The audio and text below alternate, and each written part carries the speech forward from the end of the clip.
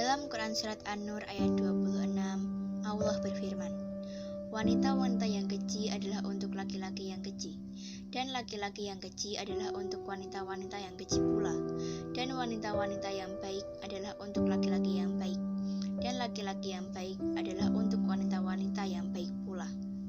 Lantas bila demikian, bagaimana wanita sebaik Asiyah bisa menjadi milik pria seburuk Fir'aun?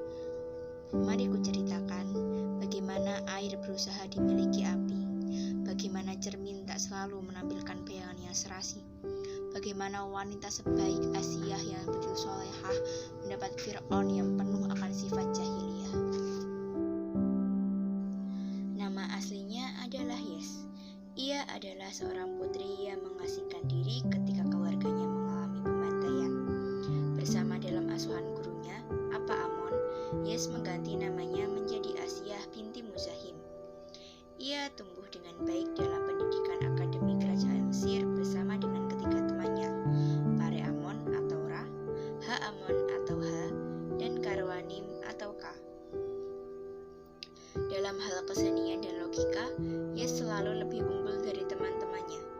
Ia tumbuh dengan keindahan, kebaikan, kedermawanan, dan kerendahan hati yang ia miliki. Ia seperti sungai Nil yang mengalir dari surga, menyejukkan. Hingga suatu hari, atas persetujuan banyak pihak, ia dinobatkan menjadi Ratu Mesir, bersanding bersama Pare Amon, temannya sejak kecil. Asiyah menjalani kehidupan pernikahannya tak sesuai dengan yang ia harapkan. Ia selalu mengharap rumah yang penuh kehangatan, namun yang ia dapat adalah istana megah yang begitu dingin. Sekalipun bersanding dengan Raja Ra, hati Asiyah tak pernah bersandar padanya. Suatu malam, sang raja mengalami mimpi buruk. Ia bermimpi akan kehadiran seorang bayi dari suku Ibrani yang akan merebut tahtanya.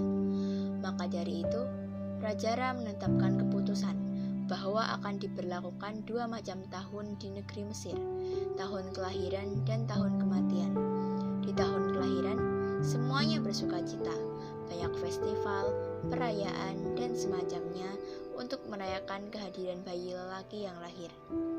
Sementara di tahun kematian, seluruh penjuru Mesir dipenuhi tangisan.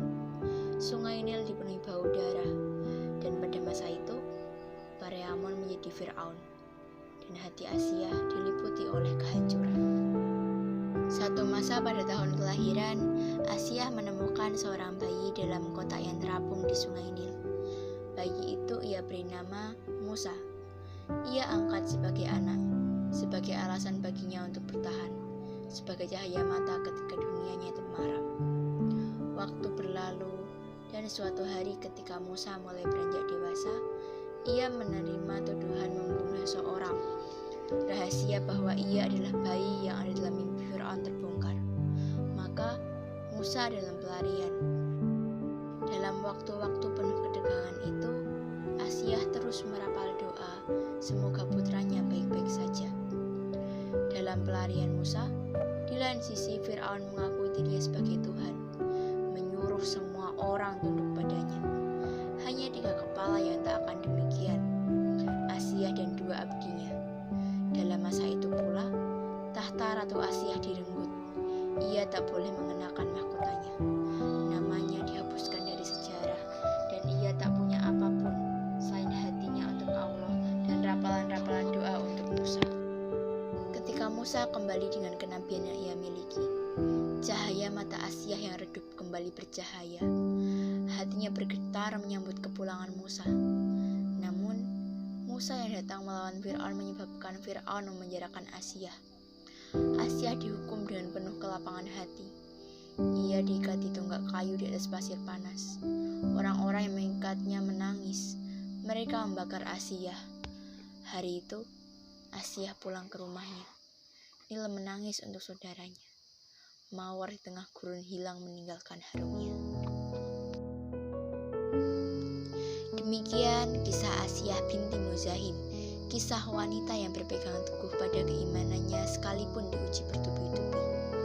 Sahabat Leorasi, maka marilah kita jaga diri kita seperti Asiyah, tetap suci untuk dijaga hingga kita tiada.